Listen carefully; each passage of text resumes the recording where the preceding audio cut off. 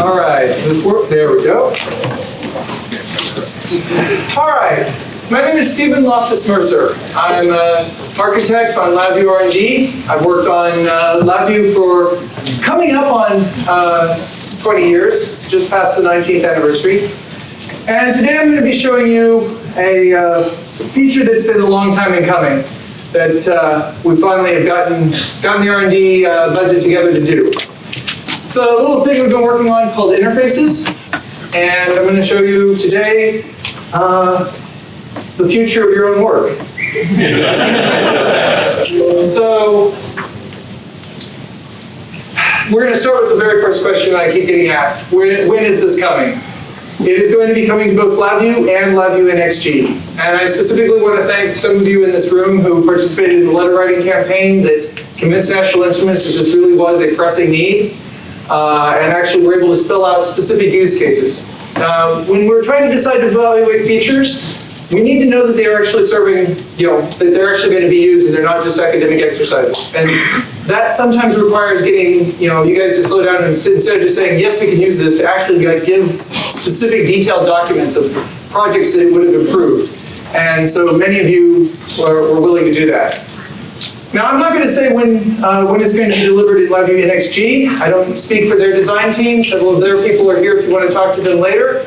It is in development. It is in flight. But I have been told I can answer one other question. So, we are talking about LabVIEW 2020 as an actual release feature, not a behind the token, not a behind the scenes thing, not a separate install, but as an actual productized feature. Notice that I'm the one who added, marketing wants to say LabVIEW 2020, and I added the or as soon as my team can make it. We may all remember LabVIEW 8. The beta included LabVIEW classes, the release did not. I learned a lot during that phase of my career about promising future functionality. But, given what you're going to see today, we're well on track. So here we go. What is an interface type? That's what we're going to start with. Not everyone in here knows what interfaces are. We've discussed them a lot at previous CLA Summits, but as we saw earlier, not everyone's here.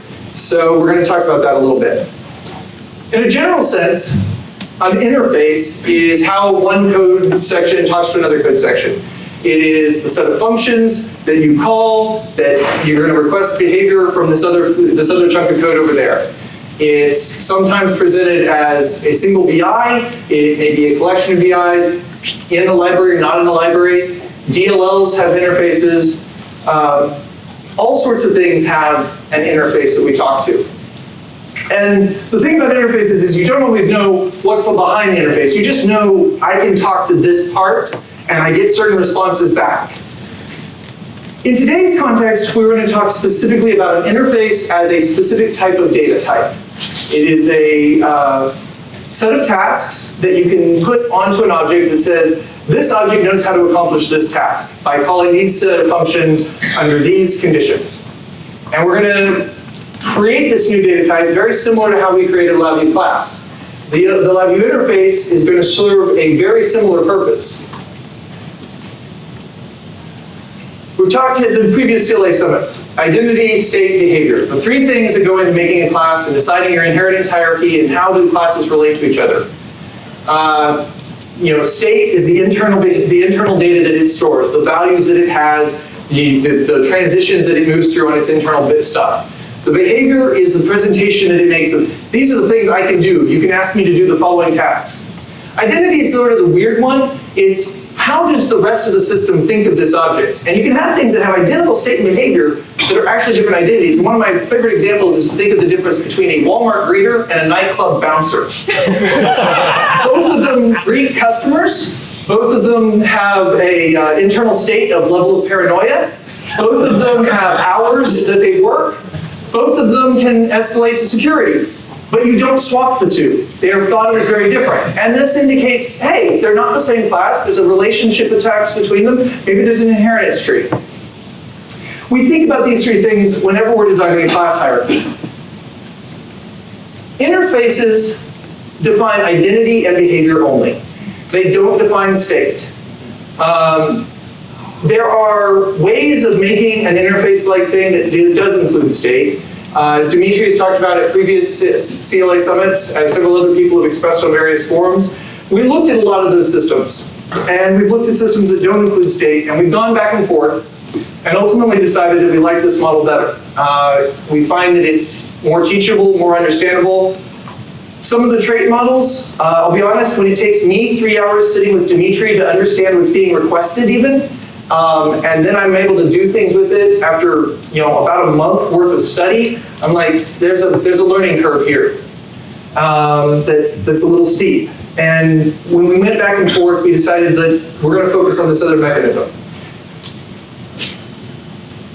An interface is, as I said, similar to a class. It's a user-defined data type. It does encapsulation and inheritance. So it means you can take one type, create a new one from it. It keeps a bunch of things behind the scenes. It has all the parts of the class except basically the private data and the call parent class method node. We'll just set that part aside. I put it in here because people like me to be pedantic and technically accurate, but for the purpose of today's discussion, what really matters is it doesn't have a private data control. Classes are going to inherit methods from their interfaces and then provide their own implementation of those methods. In that sense, it's very similar to inheriting from an abstract-based class. We have this concept of a class whose sole existence is to define an interface, an API. And we talked about that as an abstract class. They put the must override flag on all their methods and people have to do it. Interfaces look an awful lot like this. They serve a slightly different role, but they're a more specialized form of the language. Now, you notice that this is what it looks like. Here's the glyph. It looks a lot like a class, but it's not quite. I like the visual pun. It's just the faces, the inner faces of the cube, instead of the entire cube. I've grayed out the file extension. We'll discuss that in a little bit. So, as I say, this is a class. It is a complete piece of a complete data type. It defines an object's existence, its state, its behavior, its identity. It's all of it. It's a concrete thing. You can point at it. That's a thing we know how to work with. The abstract class is the framework around it. These are, the details will be filled in later, but this is the basic structure of it. The interface doesn't even really talk to the structure. It says, this is what I can do. This is a list of functionality that when a class has this interface, it can do these things. And you kind of bridge the two together, and you kind of get why we went with the iconography. So the next question is, why in the heck would you want a crippled class? This is similar to the question that I got when we first introduced classes, and I said it's a cluster that you can't unbundle. And everyone's like, why would I want a cluster that I can't unbundle? Why would I want a function that's private that nobody, only a few people can call? The whole point of code, if I put it in a sub-VI, so I can use it in lots of other places, right? Interfaces kind of raise that same question. So we're going to spend a lot of time here. There's a problem with inheritance, a big problem. I was trying to come up with an example for this, and something that was average. People told me I should do a hardware example, and I'm like, oh, I'll do a hardware example. And I was inspired by the cube. See, most of you only ever see the front side of the LabVIEW object cubes, because they're always, they're tidally locked for the front panel. But if you turn them around, there's a welding seam on the back side. That's how we do the encapsulation. And all the private data is locked inside, and that's sealed up. And Jim Crane has been looking for that seam for ever, trying to build different systems to get inside the private data for writing generic code and all sorts of things. And you can tell him about this later. Right here. Oh, good, he's back there. Good, you're just not wearing bright green. All right. So I was inspired by this, and I'm like, let's talk about this, and I can provide an example. So let's say we have a box, and the box class has an API for open. It's got a command for open. And what I need to pass into this is the tool to open this box. Well, I have a lot of tools. I've got this great inheritance hierarchy of tools. I've got a tool class up at the top that handles all the generic pieces. The tool has a cost. It has a manufacturer. I can ask it to run a test on itself, calibrate. These sorts of things. Those are its methods. I've got several different types of tools that do specific operations, right? And then I actually have my concrete classes down here at the bottom that are very specific types of tools. And I'm looking, okay, how am I going to open this box? It's got a welding seam on it. I'm going to guess that I need a prying tool. I'm going to stick that in that crack and just pop that thing open. Okay, so I set my data type here to be prying tool, and I can pass prying tools into that. And now that lets me write code where I can pass either the crowbar or the claw in there, and I can call that open method. Great, I've got a good abstraction. I can swap out for all these tools. This is why we have inheritance. There's just a little problem. You see, tools have many uses. If we look closely at the nail hammer, you see this back part? That's meant for pulling nails out, for prying things open. It's literally intended to do prying. But it's a pounding tool, and everybody who picks it up, yep, that's its primary job, is to pound things. But it has a pry method. And it might be the tool that I have at hand for opening this box. But I can't use it. If I try to wire that hammer into that box, I get a broken wire because it says that's not a prying tool. All right. There's another one. Do not tell my father about this. You see, the flathead screwdriver can also be used as a prying tool. And sometimes that's the tool you have at hand. And sometimes you get a lecture about why we don't use the flathead screwdriver as a prying tool. But it can be. Unless it's made in China. Yeah, well, see, and yeah. You're triggering PTSD for some people. Yes, yes. Or triggers about. My hardware examples are drawn from real life experience. Now we all know that this is a bad idea. And by bad idea, I don't mean using the flathead as a lever, I mean putting a pry method up on the base box. Not all tools can be used as prying tools. Trying to use a Phillips head as a pry doesn't really work. It's popping free. Mallet, really can't pry with a mallet. This is the fragile base class problem. This is what we've all thought about, what we've all encountered. You start piling functionality onto the base class in order that it can support the things that we need. And you make your base one a runtime error that says, oops, doesn't support. You put the specific functionality into the ones that do support it, and then you're kind of this weird stuck world. It's not an ideal situation, and it leads to hard to read code, errors that become runtime errors instead of compile errors. Because if I wired a mallet in here, I really do want a broken wire. I really don't want that to be something that someone wires up and discovers only at testing or long after deployment is actually a bad idea. That's the fragile base class problem. We're all familiar with it, pretty much, nodding. All right, here we go. We're going to introduce a new data type. We're going to introduce a type called lever. And we're going to give lever a pry method. And then we're going to say, we have inheritance. We're going to make prying tool inherit from lever. But we're also going to make nailer and flathead inherit from lever. And so they're going to pick up and override those methods.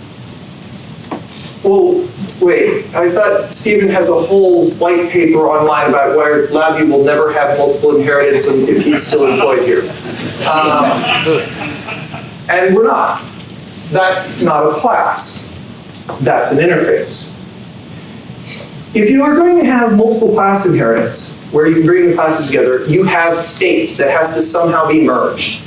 And C++ has some very clever ways to bring those states together. There's a whole series of documents and papers about it, how it can work. And the conclusion of the industry and the academics behind it is, yeah, that's just really a bad idea. It can be done. It can be done only in confusing ways that are very error-prone, that require precision, to the point that entire software, there are options in C++ compilers to make that a broken thing if you try to use it compile error.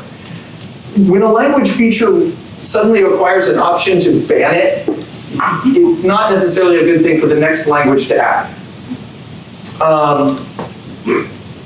Now, before we go too much further, I'm going to change that wire appearance for this lever, because that's going to make the following examples a little easier to understand.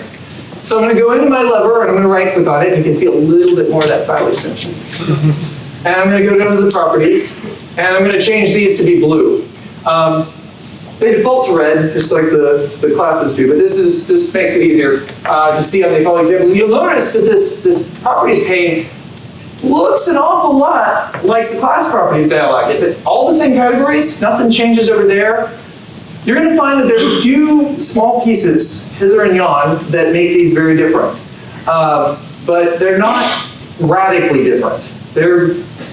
You're going to be using them in much the same way, and that's going to become kind of important later in this conversation. So I'm going to change this out to blue, and there you go, now it's blue. I can make these interfaces apply not just to a single hierarchy, but to completely unrelated hierarchies. So my key does not inherit from tool. It's a standalone class. I can use it for different things. When I pass it to open box, I mean a very different type of opening box, not the prying it open sort of thing. But I can give it a pry method. If I want to, everybody's used a key as a lever in a crunch, trying to pop some battery case open or something. So it has a pry method. It's just not a very good pry tool, but we can do it. We can make it used as a lever. There's no loyalty of an interface to a particular class hierarchy, and that's important. When we create abstract base classes, we're tied to that hierarchy.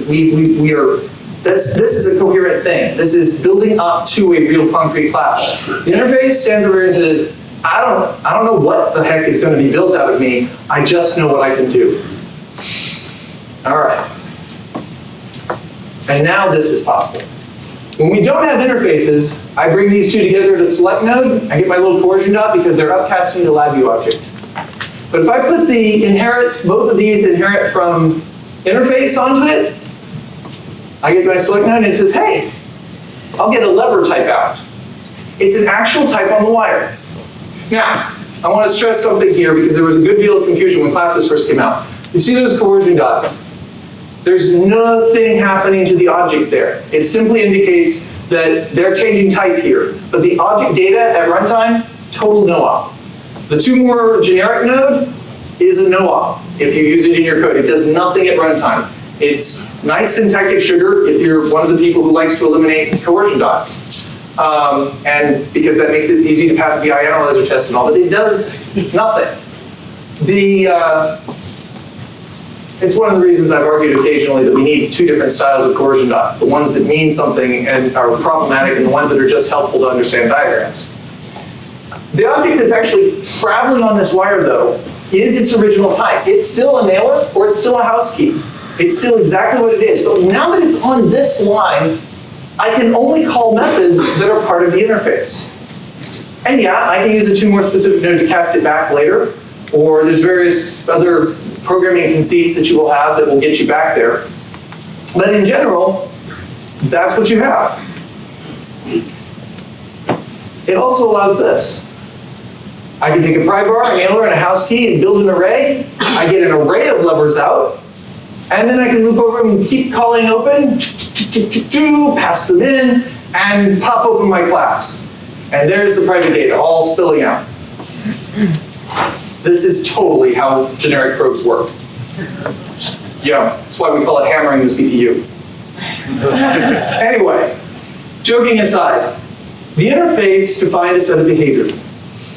Pry. It let us say anything that has this functionality, we can attach this to it, and then we can use it in that way. That's really the only difference. Now, what I want you to see here, so I'm going to come back to this at the point, if you were someone who had written the interface, who hadn't written the class, and you're just one of your users, right? They're not users, not the end users, but the people on your development team who are using your libraries that are slightly downstream of you but are still G developers. They're looking at this diagram, they're not seeing anything that is new to them. They're looking at that and going, well, that's a class with a custom wire appearance. It's got some functions I can call, happens to be only a pry method. They're totally used to working like that and saying, that's class. From their point of view, these are interchangeable concepts. And that's going to matter here in a little bit. This is why they want interfaces. So real quick one, you keep talking about inheriting from an interface. Is that the language that we're going forward with? Yes. Inheriting from an interface. Inherit from an interface and then provide implementations.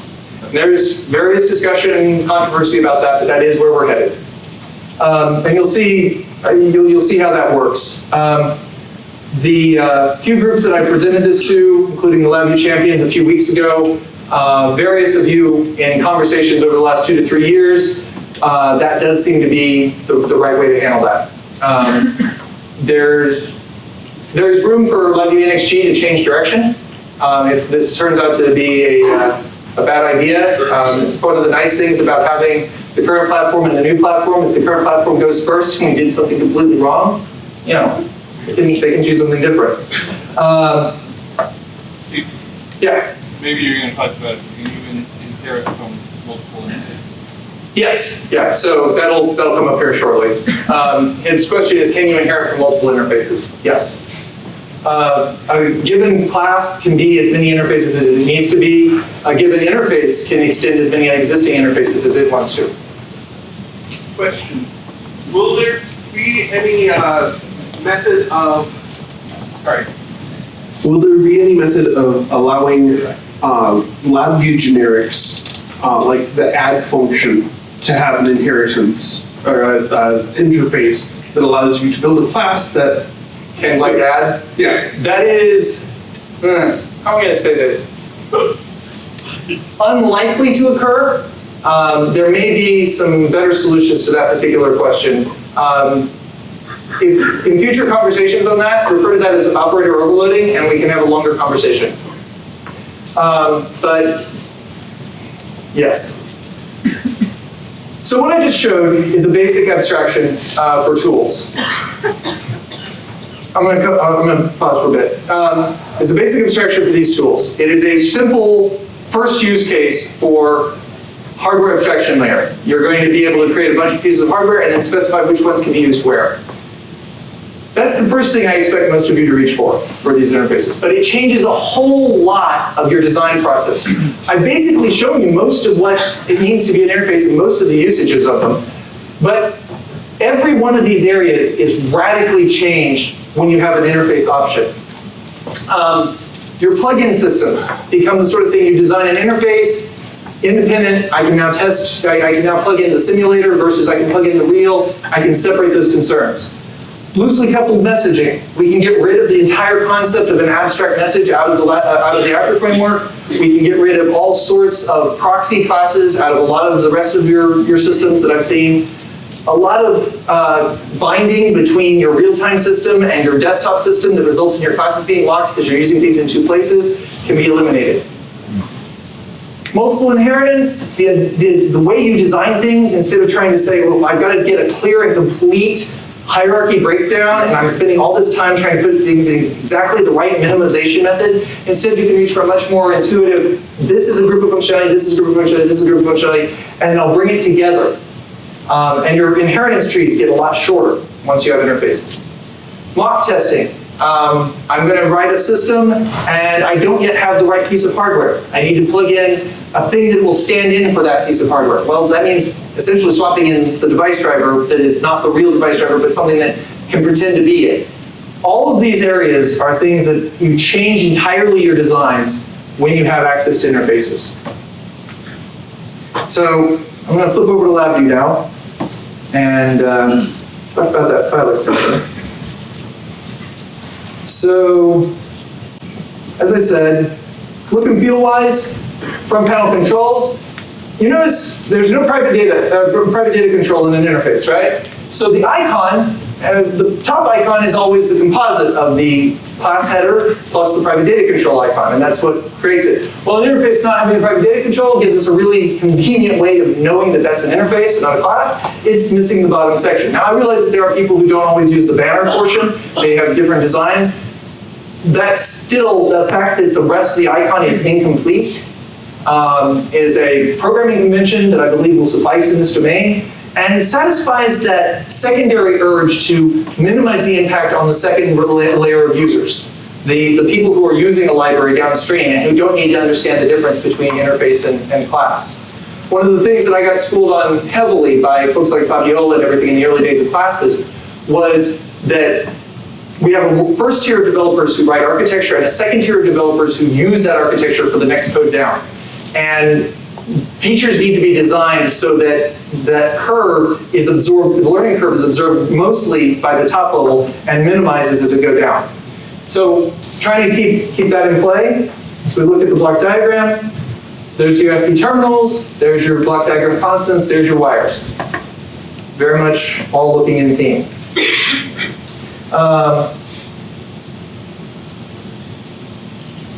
Now, if I open this class, you see the box, the lever, and this priable interfaces or other interfaces that are introduced in here. You'll see the file extension, .lv class. This is both a practical and a pragmatic decision. Wanting to show things as a class to the downstream users, they see this, they see it in the context help window. From their point of view, it is a class. It is a data type that runs around and does a thing. This is a much better decision in NXG, where the file extension is .g type, and it absorbs both type defs and classes and presumably interfaces. That's the current thinking. We don't actually know if that's actually going to be what it works out. But within ours, it makes sense to bring those together. And I do wish it was a little bit more of a generic file extension, but this works.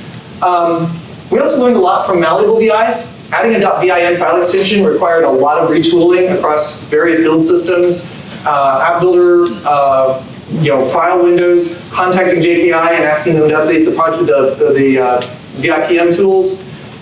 A lot of things had to be taught, hey, this is now a LabVIEW file extension. And probably maybe should have been better as just an attribute on regular VIs. Not sure about that, jury's still out, but it was an awful lot of work. And going to this had a pragmatic effect of probably shaving 6 to 8 months off total development time. Just the number of things that have to be patched when we have a new file extension. It's a big, big anchor weight. When we look at it from the other side, we think it'll work out. Most of our documentation is just going to talk about class and interface, and if we ever need to talk about both together, we're using the phrase class library. So far in the documentation, that's been pretty darn rare. I expect this is just going to be something that's just going to be absorbed by the community. That looks like it's going to work out. If I open these up, there's that private data control, there's a bunch of methods. If I open this up, just the couple things. Now, I did decide to change this a little bit from my slides. I decided that pry was actually going to be not dynamic dispatch. It's just a function, and it's got some behavior that's already in there. And it says, whatever my initial force is that's coming in, I'm going to use that lever, and I'm going to call the force multiplier function, which is an internal thing. And then it's going to try to pry open that box by applying a force to a pryable object. And that is going to be, but this function down here, this is where the dynamic dispatching is happening. And so my initial base class just says, just pass that through. Interfaces are going to have these default implementations, just like your abstract classes do. They are largely no-ops. They don't. They're going to be, they may return runtime errors if you need them to in some cases, or they just do a completely dumb, on-pane connection sorts of things. They're mostly there to define the functionality, because the real functionality is down in the actual implementing classes. One of the things you'll notice in this hierarchy here, I don't actually have anything, there's nothing listed in dependencies. That's no additional classes, just some VI-lib stuff that I was using. I don't have any particular rest of my hierarchy that's being pulled in. The interfaces are just the interfaces. They don't somehow pull up the classes that are using them or anything else. And that means I can build this project and I can write tests to this project completely in isolation from any sort of actual use of the interfaces. My pryable interface here just has the apply force function. And what I did is I made the box class inherit from that and has its own override for apply force. And it's pretty straightforward. It says if force coming in is greater than 400 newtons, then change the box state to be open. Anything less, and it stays whatever it is. So, pretty straightforward. And I can write various things and verify that my interfaces all work, I have the right relationship between them, that sort of thing. Can you make a protected scope method? The question was, I don't need it. The question was, can I make protected scope methods? Yes. We've got community private and protected scopes on interfaces. Those of you who in the room who speak C#, you're like, wow, all the scopes on interfaces there have to all be public, and a lot of the other languages have that restriction. C# is actually adding default implementations to their interfaces sometime in the next 18 months, according to their developers. I don't hold them to a timeline any more than I expect you guys to hold me to a timeline, just to say not at all. Goes for my manager too.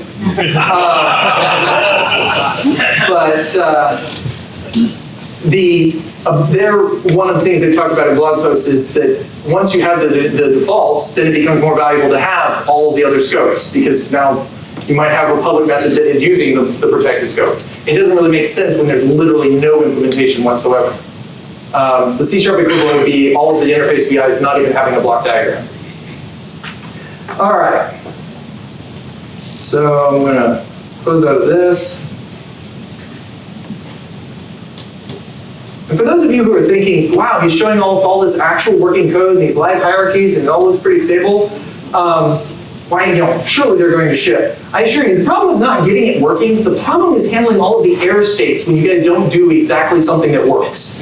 That's what actually eats the majority of time on any LabVIEW development feature, is handling all of the error cases. Like, oh, somebody replaces a class on disk with an interface with a class, and that results in one class having multiple class parents, which is not a legal state. How are we going to handle that? Lots of fun there. All right, so my little demo here is pretty straightforward. I can take all these different classes that all implement privately. So the claw and my prybar. Prybar actually is a concrete class. It's got some state. I can set what the length of the shaft is on it. Claw is a fixed length little gardening tool size thing. When I build those into an array, the type that comes out is just pryable tool. That's the common base class for them.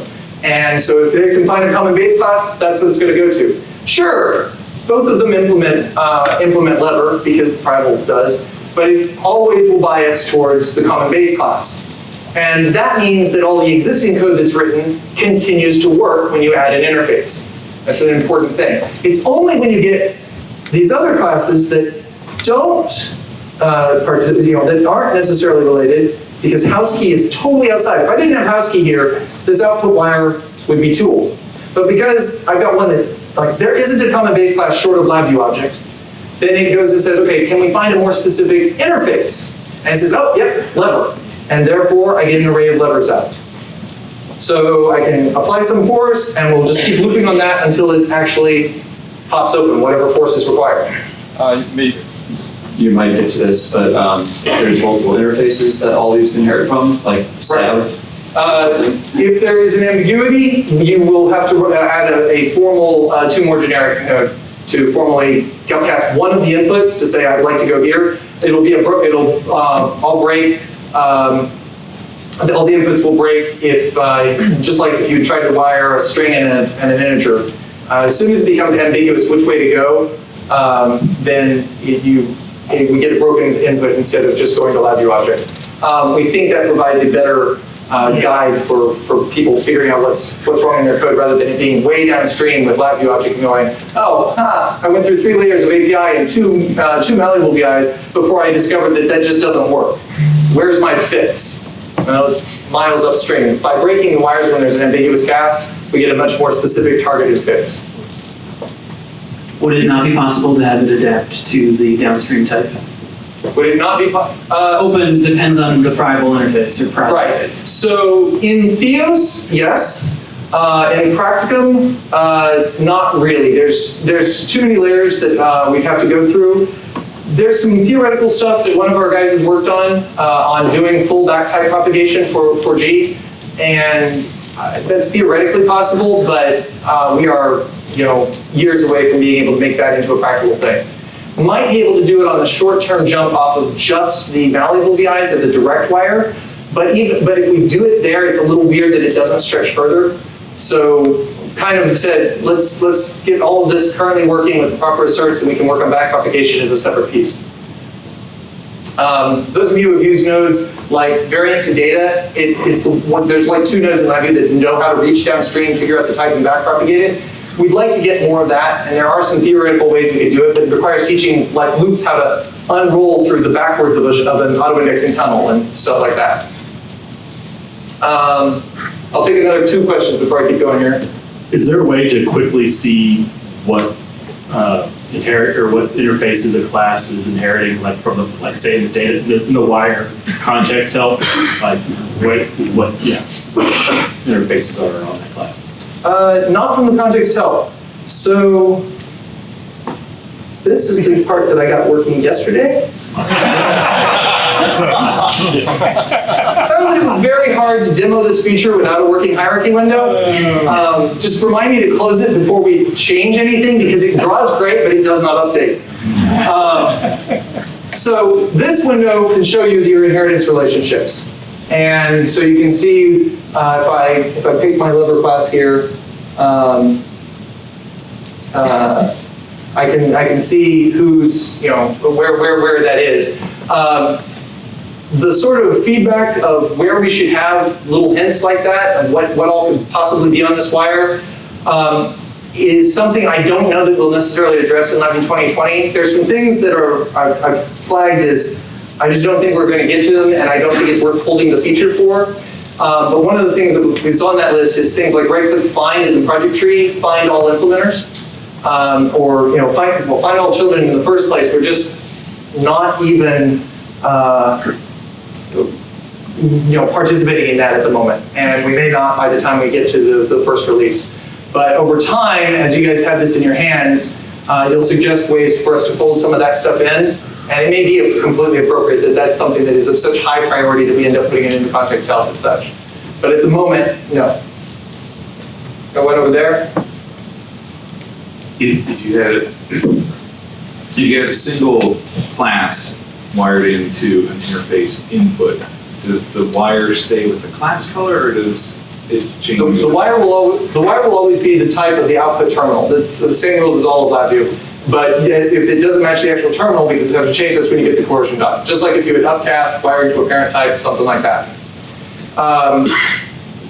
Barring the automatic downcast stuff that happens on class methods when they can carry across. That's a whole separate conversation. Yeah, in the class hierarchy, it said the box inherit as a parent of something, so yes. You would do like multiple inheritance, like 2 inheritance, one from the variable and one from parent of the box.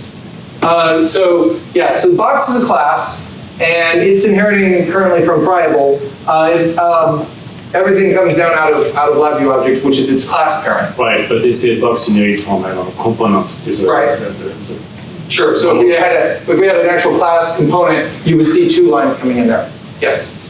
And I didn't actually put in this demo any examples of something implementing multiple inheritances or multiple interfaces.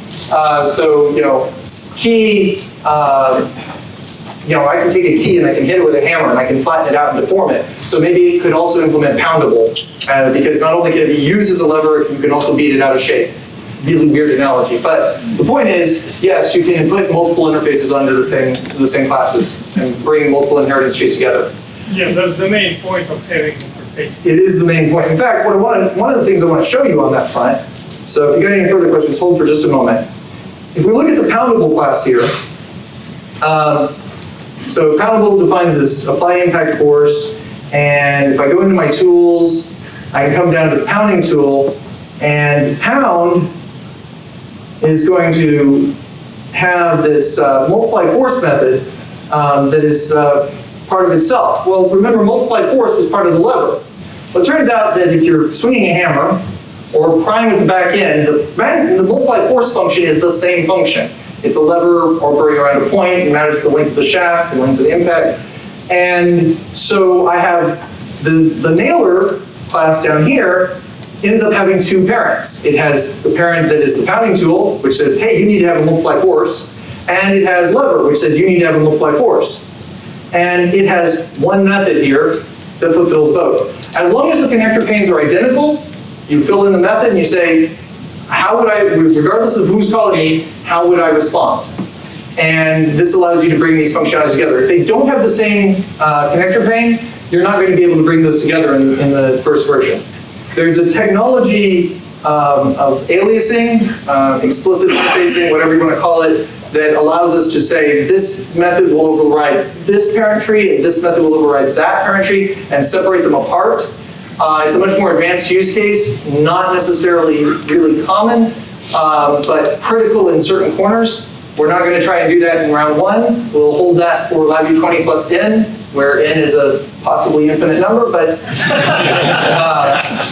you know, you guys have another letter writing campaign and we'll get there. Show us that you need it, basically. That's what we try to do, is we'll push on those points where you guys are still feeling limited. So I come back over here.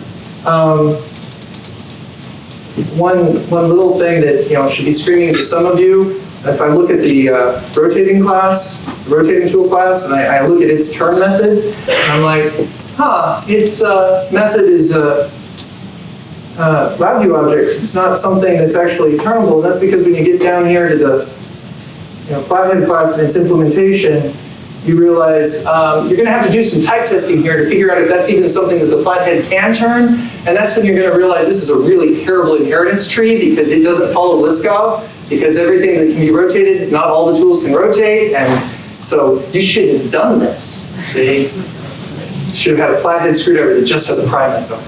You should sell those. Not your father's screwdriver. See, it even comes with its own marketing tagline. So I take these 5, and when I hit run, it's gonna call through here. Try the execution highlights so you guys can see. So we build the arrays up, and then we're gonna take it, and we run it through, and the house key says, oh, I've got a little tiny lever, my input of 10 newton gets magnified up, that's not enough to open the box. So go on, then we come around, then here comes the flathead, and tell Dad you broke up the tip of his good screwdriver again, because it was greater than the full strength of that thing, but you got, no, it's still not enough to open the box, which means you don't even have anything to show for breaking the screwdriver. And then we can go on through the others. The nailer, it gets closer because it's actually designed for that, it's got a good hickory handle.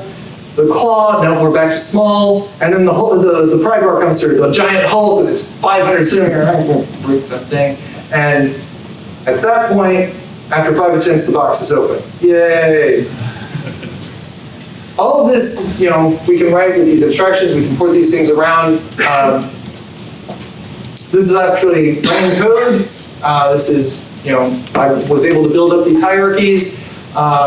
In their completeness. The hierarchy window is occasionally stable. We're on track, essentially, to be able to deliver this to you in LabVIEW 2020. There is a little bit more that I want to talk about here. So I want to talk about the entire actor framework and interfaces in the remaining 5 minutes. No. As I said, these interfaces are it's a very small technology in terms of what it takes to learn what one is. It's a very different thing.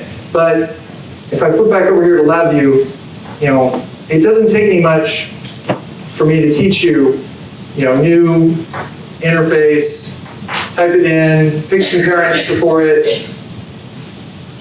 choose to save and hit OK.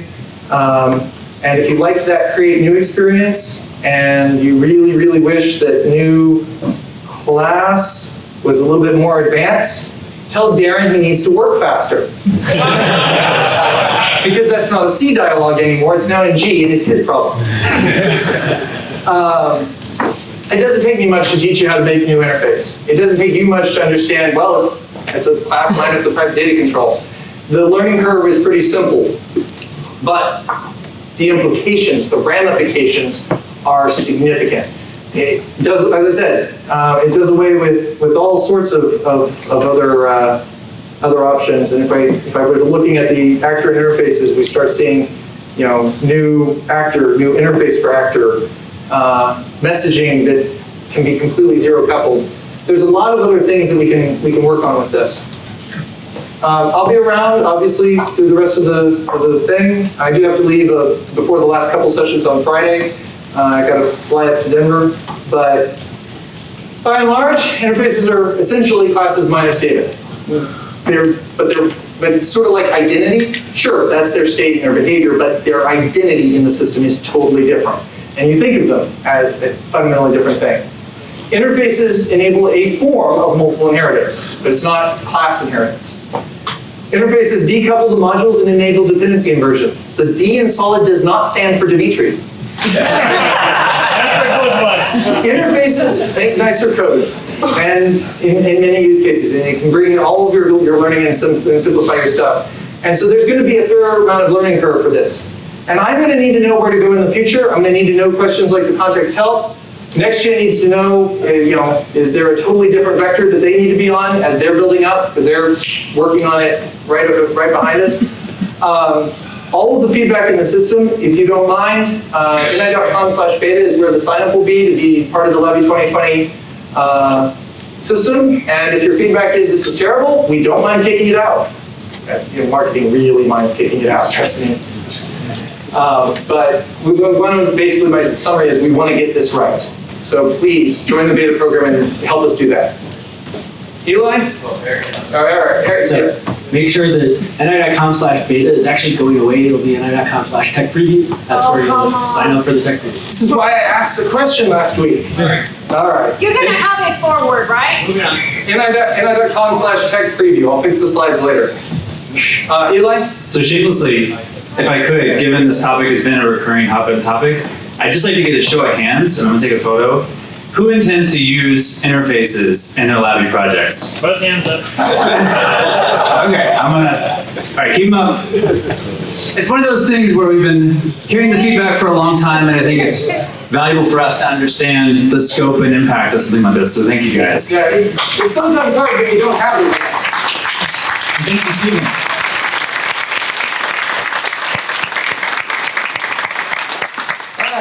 ni.com/tech preview. I've got 60 seconds, so one more question. What we got? In LabVIEW 2020, will interfaces be supported in VI scripting out of the box? Like, can I create and edit interfaces? As a matter of fact, yes. We don't. My team doesn't build anything unless we can. The whole class properties and interface properties dialog. It's all done through scripting. That's how we guarantee the scripting API is complete first. So yeah, if you can do it in the UI, you can do it in scripting. Ben? Other than After Framework, will NI provide any other extension points through interfaces? Probably not in the first round. That's something to be discussed, but unlikely in the first go. Trying not to build libraries on brand new tech in the same release. Yeah, okay. Quick one. So your case where you had two force multipliers, and maybe when I'm using the hammer, it's a 10-fold multiplier, but when I pry, it's only 6. Is that supported? So that's what I was talking about. If you truly needed to separate those, that's the aliasing, and that would be further down the line. Okay, thanks. We would like to fold functionality like that in, but it's a much smaller use case, and so not nearly the same priority. All right, like I say, I'll be around. There's other presentations that'll discuss some of this stuff, a little bit over time. And at NI Week, we'll have a lot more education for you. Thank you.